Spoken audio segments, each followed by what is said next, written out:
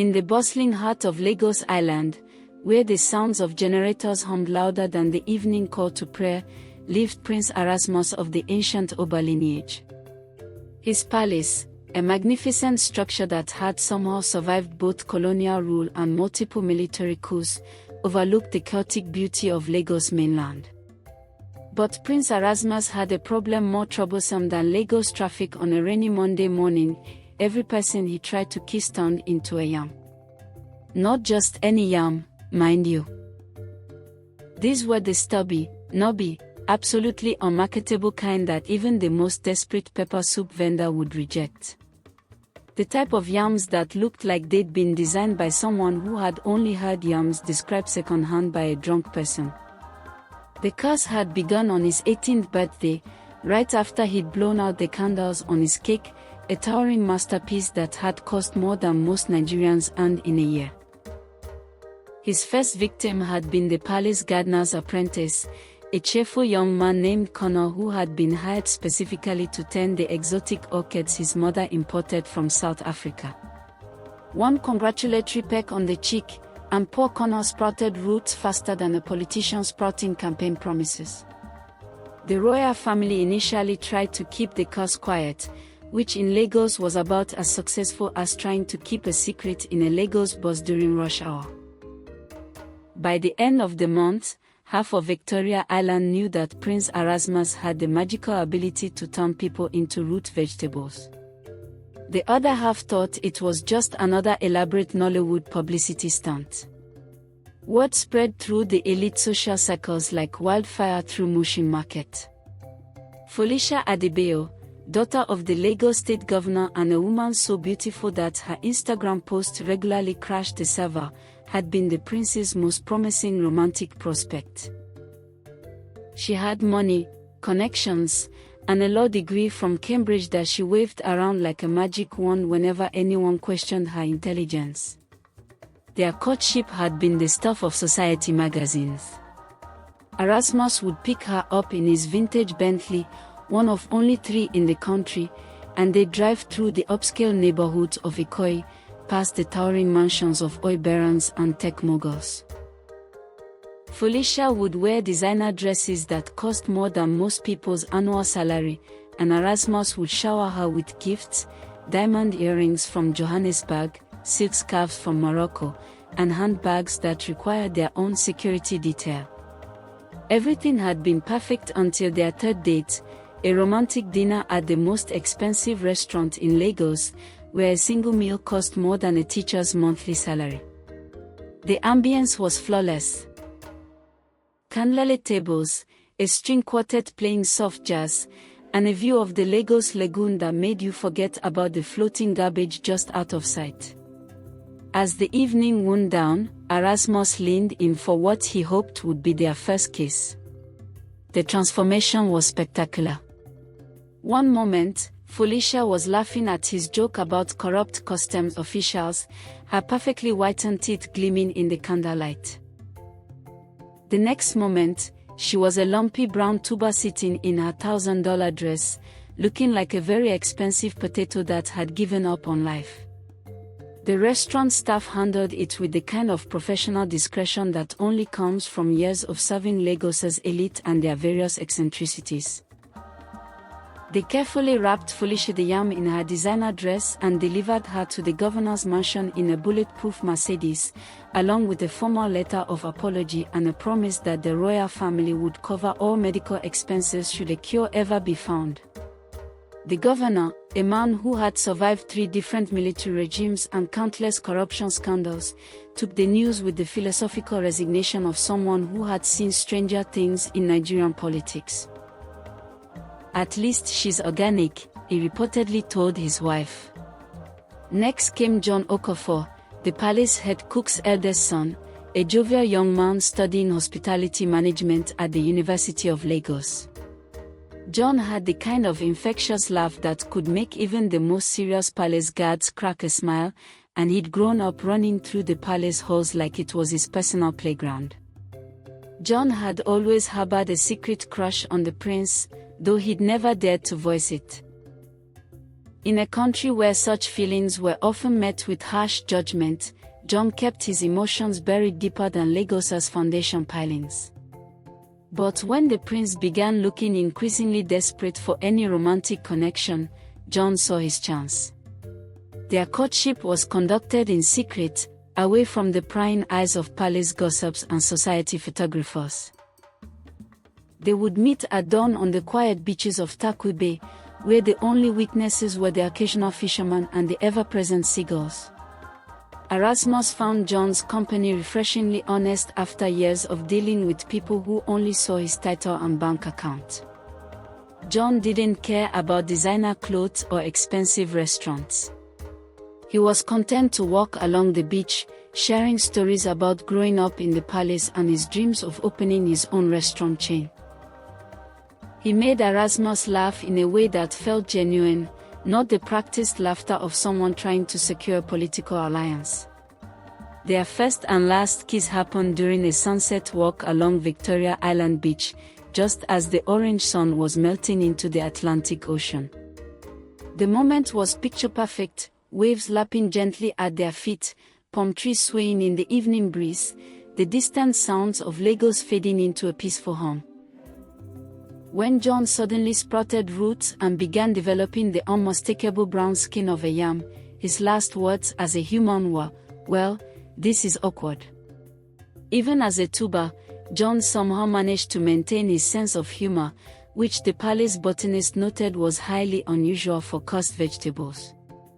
After the John incident, Erasmus became a social pariah faster than a politician caught embezzling pension funds. Eligible bachelors and bachelorettes fled the Lagos social scene like passengers abandoning a sinking Lagos ferry. Some relocated to Abuja, others to London, and a few brave souls attempted to hide in the relative anonymity of Kano. The prince's mother, Queen Adoni, a formidable woman who had once made a grown oil minister cry during a charity fundraising meeting, tried everything to break the curse. She imported witch doctors from Benin Republic, consulted traditional healers in Osun State, and even flew in a controversial pastor from Ghana who claimed he could cast out demons through premium cable television broadcast. Nothing worked. If anything, the curse seemed to be getting stronger. The palace gardener reported that the transformed yams were multiplying on their own, creating a small forest of cursed tubers behind the palace kitchen. The head of palace security suggested they might need to classify the yam garden as a biological hazard zone. Meanwhile, in the dusty farming community of Agbowa, about an hour's drive from Lagos Island when traffic was cooperating, which was never, lived Amara Ogundemo. At 23, she had the kind of practical beauty that came from hard work and honest living. Her hands were permanently stained with soil, her arms were strong from hauling water and lifting farm equipment, and her back was straight from years of carrying heavy loads on her head. Amara was the daughter of Papa Ogundemu, widely regarded as the finest yam farmer in Lagos State. His yams were legendary, so perfect and delicious that wealthy Lagos housewives would drive their air-conditioned SUVs through the terrible roads of the mainland just to buy directly from his farm. His secret, he claimed, was talking to the yams as they grew, treating them like beloved children rather than mere crops. But Amara was no simple farmer's daughter content to live out her days in rural obscurity. She had completed secondary school at the top of her class and had spent 2 years studying agricultural science at Lagos State University before financial constraints forced her to return home. She read voraciously. Everything from agricultural journals to Chinua Achebe to modern romance novels that she bought secondhand from the book vendors under Alaba Bridge. When news of Prince Erasmus's curse reached Agbowa, most people reacted with the kind of superstitious fear that had kept them away from modern medicine and democracy for generations. They crossed themselves, muttered protective prayers, and made sure to avoid any royal representatives who might visit their community. Amara's reaction was different. He saw opportunity. Papa, she announced one evening as they sat outside their modest house watching the sunset paint the sky orange and purple, "I'm going to marry the cursed prince." Papa Ogondimu nearly choked on his palm wine. "Amara, my daughter, have the farm chemicals finally affected your brain? The prince turns people into yams." "Exactly," Amara grinned, her eyes bright with the kind of entrepreneurial spirit that had built Lagos from a fishing village into West Africa's commercial capital. "And who knows more about yams than the Ogondimu family?" Her plan was beautifully simple. While everyone else saw Prince Erasmus's curse as a romantic disaster, Amara saw it as the foundation of a potentially revolutionary agricultural business. Cursed yams were still yams, after all. And if they were magical yams that reproduced themselves, as rumors suggested, they could represent the solution to Nigeria's food security problems. The next morning, Amara put on her best dress, a colorful Ankara print that her mother had sewn before her death 5 years earlier, and caught the first Danfo bus to Lagos Island. The journey was an adventure in itself, involving 3 different buses, 2 motorcycle rides, and a harrowing ferry crossing where she was convinced she might end up as fish food in the Lagos lagoon. By the time she reached the palace gates, her dress was wrinkled, her hair was disheveled, and her shoes were covered in the distinctive red dust of Lagos construction sites. The palace guards, accustomed to receiving perfectly groomed society ladies in chauffeur-driven cars, weren't quite sure what to make of this determined young woman who smelled of earth and spoke with the confident directness of someone who had never learned to be intimidated by wealth or titles. "I'm here to see Prince Erasmus about a business proposition," she announced to the head guard, a massive man whose uniform was so heavily decorated with medals and ribbons that he looked like a walking military museum. "The prince is not receiving visitors," the guard replied in the tone of someone who had delivered this message 1,000 times. "Especially not visitors seeking romantic partnerships." "This isn't about romance," Amara said, though she had to admit that the prince's photograph in the newspaper suggested he was quite handsome in a brooding, caste royalty sort of way. "This is about yams." Something in her tone must have intrigued the guard, because 20 minutes later, Amara found herself standing in the prince's private study, a room lined with books in English, Yoruba, and what looked like Arabic. Prince Erasmus sat behind a massive mahogany desk that had probably cost more than her family's entire farm, looking like a man who had given up on happiness somewhere around his 21st birthday.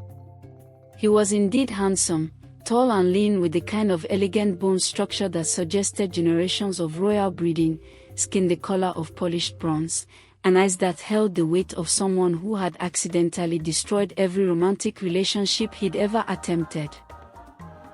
"You want to discuss yams?" he asked, and Amara noticed that his voice carried just a hint of hope, as if he'd been waiting his entire cursed life for someone to approach his problem from a practical rather than romantic angle. "Your Highness," Amara began, settling into the leather chair across from his desk with the confidence of someone who had never learned to be impressed by expensive furniture. "I understand you have a supernatural condition that transforms people into yams when you attempt romantic physical contact." Erasmus winced. "That's a rather clinical way to describe it, but yes. And I understand that these yams are multiplying in your palace gardens, suggesting they possess some form of magical reproductive capability. The palace botanist estimates we'll have over 300 cursed yams by the end of the month," Erasmus confirmed miserably. "We are running out of storage space." Amara leaned forward, her eyes bright with excitement. "Your Highness, what you call a curse, I call the foundation of a revolutionary agricultural enterprise. Self-reproducing yams could solve food security issues across West Africa. We're talking about ending hunger, creating sustainable farming communities, and generating wealth that would make the oil industry look like a corner shop business." For the first time in months, Prince Erasmus smiled. Are you proposing a business partnership, Miss Ogondimo? Amara Ogondimo. And I'm proposing marriage. The smile vanished. Miss Ogondimo, I appreciate your entrepreneurial spirit, but surely you understand the risks involved. I cannot control this curse. Any attempt at romantic intimacy could result in your immediate transformation into a root vegetable. Amara stood up and pulled a large, gleaming machete from the bag she'd carried with her, a sight that made the prince's bodyguards reach instinctively for their weapons until she held it up in a clearly non-threatening manner. Your Highness, I am the daughter of the finest yam farmer in Lagos State. I was harvesting yams before I could properly walk.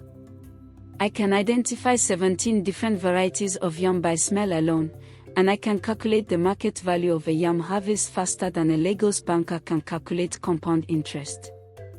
She placed the machete on his desk with a soft thud.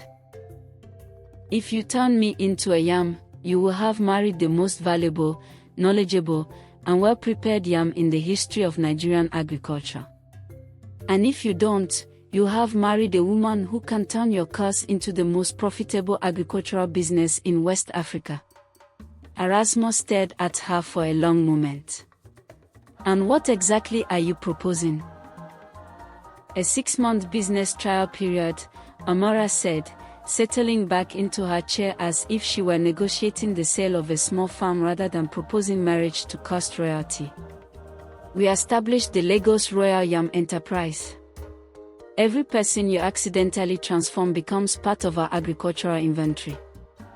We study their reproductive patterns, develop sustainable harvesting practices, and create a distribution network that reaches every corner of Nigeria. She pulled a notebook from her bag, a battered composition book filled with neat handwriting and detailed sketches. I've already worked out the preliminary business plan. Conservative estimates suggest we could feed half of Lagos within 2 years while generating enough profit to fund infrastructure development across rural Nigeria. And if the curse affects you? Amara grinned, and Erasmus realized it was the first genuinely fearless smile anyone had directed at him since his 18th birthday. Then you'll have the most business-savvy yam wife in the country. Either way, you win. 6 months later, the Lagos Royal Yam Enterprise had become the most talked about agricultural success story in West Africa. The cursed yams, it turned out, were not only self-reproducing but also extraordinarily nutritious and disease-resistant. Food scientists from universities across the continent came to study them, and agricultural ministers from neighboring countries lined up to negotiate distribution deals. Amara had indeed been transformed into a yam during their wedding kiss, a ceremony that had been broadcast live on television and attracted viewers from across the African continent. But she had been the most remarkable yam anyone had ever seen. Golden-skinned, perfectly formed, and somehow retaining the ability to communicate through a complex system of root movements that palace interpreters gradually learned to understand. More importantly, she had retained all of her business acumen and agricultural knowledge. Under her guidance, literally underground guidance, as she was planted in a specially designed greenhouse laboratory, the Royal Yam Enterprise expanded beyond anyone's wildest expectations. Prince Erasmus, who had initially mourned the loss of his wife's human form, gradually realized that their partnership had become something entirely unique in the annals of both romance and agriculture. He would spend hours each day in the greenhouse, consulting with Amara about business decisions, sharing jokes that made her lips rustle with what he had learned to recognize as laughter, and planning their next expansion into international markets.